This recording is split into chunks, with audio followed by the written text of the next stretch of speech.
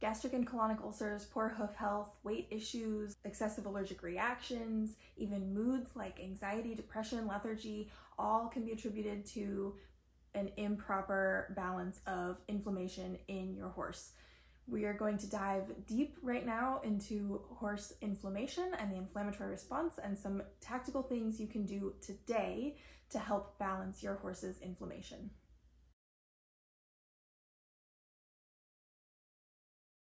Hey friends, welcome back. And if you're new here, I'm Ruby and I help horses and their humans be as healthy as they can possibly be.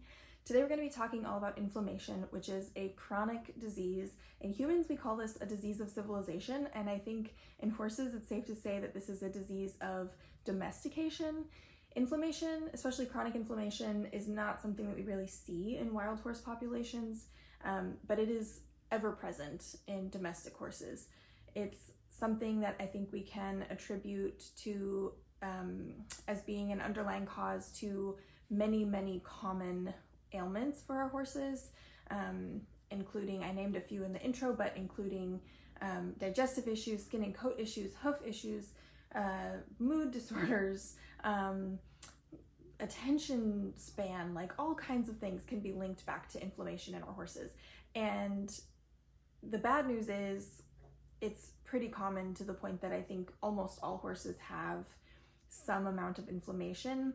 And I should also clarify, some amount of inflammation is actually a good thing. The body designs an inflammation response to be set out as an attack against injury, illness. It's part of the immune system. However, when the body is constantly on high alert and constantly sending out inflammatory signals, then this is when we get into chronic inflammation, and that's when things get out of balance. So the bad news is your horse probably has some kind of inflammation imbalance. The good news is there's a lot you can do starting today to help balance your horse's inflammation. So the first thing I want to talk about is diet and nutrition. Diet and nutrition is something that I think is just, unfortunately, something we have to kind of play with what we have. Most of our horses are eating a dried hay diet, with the exception of those that maybe live in a grass pasture, and yay for your horse if you have grass pasture available. I'm in Southern California. We don't grow grass here for the vast majority of the year, and we also don't have a lot of water, so it's not really something that is really sustainable to even try to get our horses on grass pasture for the vast majority of us. That said, the process of drying hay strips it of a lot of nutrients, and also because our hay is grown largely in deficient soils, then the hay is deficient right from the start. So our horses are sort of set up for inflammation because they're eating an inflammatory hay. In addition to that, our method of feeding our horses, where they're eating 2 or 3 large meals a day, sort of like us humans, instead of little bites all day long like wild horses, that also is going to set them up for more inflammation and inflammatory response. So the very first thing I would address is your horse's diet, and the first thing I would do is reinsert omega-3 fatty acids. Omega-6s are pro-inflammatory, and we want some omega-6s in our horse's diet, just because, again, we want them to have a normal, healthy inflammatory response as part of their immune system, as part of a normal functioning immune system. However, the balance of omega-3s to 6s in most horses' diets these days is way out of whack, and we need to be increasing the omega-3s in order to help reduce our horse's inflammatory response.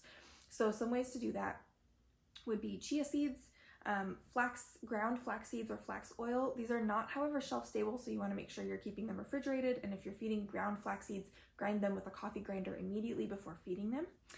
Some other options, some people will even use fish oil. I'm not a big fan because, like, when in the wild is a horse going to eat a fish? But, you know, if that's available to you.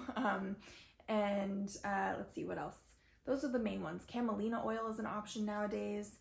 There's all kinds of omega-3 supplements on the market for your horses. So find one that's easy to feed, convenient for you, palatable for your horse, and add that ASAP. The next thing that I would look at is dietary anti-inflammatories. So these are going to be things like turmeric, devil's claw, ginger. All of these are great at sort of systemically reducing inflammation in your horse's diet. The one catch with these is not all of them are show legal, so check with your show regulations to find out if you can use these in your shows. And then the other thing about these is that if you are already on a prescribed pharmaceutical anti-inflammatory like Equiox, Previcox, Previcox is the dog version, but some people will feed it to their horses, or Bute on a regular basis, you do not want to be also feeding an herbal anti-inflammatory. This is double dipping and can lead to negative interactions in your horse, so watch out for that. That said, I would strongly encourage most horse people to add some kind of broad spectrum, natural, safe anti-inflammatory to just help kind of bring the body's general inflammation response down. Okay, so there's the diet and nutrition. The other side is to reduce your horse's cortisol and stress response. Stress is a known contributor to inflammation in humans as well as horses, and so the best thing we can do, in addition to, of course, helping to balance our horse's diet with inflammatory and anti-inflammatory foods, is also to balance their stress response in the real world. So there are many ways to do this. One of my favorites is to add enrichment activities, especially if your horse doesn't have access to group board or pasture, because this is the best option, of course, is to like have your horse living as naturally as possible. However, again, that's not always feasible for all of us, and so if that's not an option, adding toys, adding slow feeders, self-grooming stations, playing music for your horse, introducing new and novel experiences all the time, these are all really great ways to enrich your horse's life and reduce their overall stress response. Additionally, many training practices also can help teach your horse, help guide your horse in their response to stressors, by kind of desensitizing them to some common stressful situations.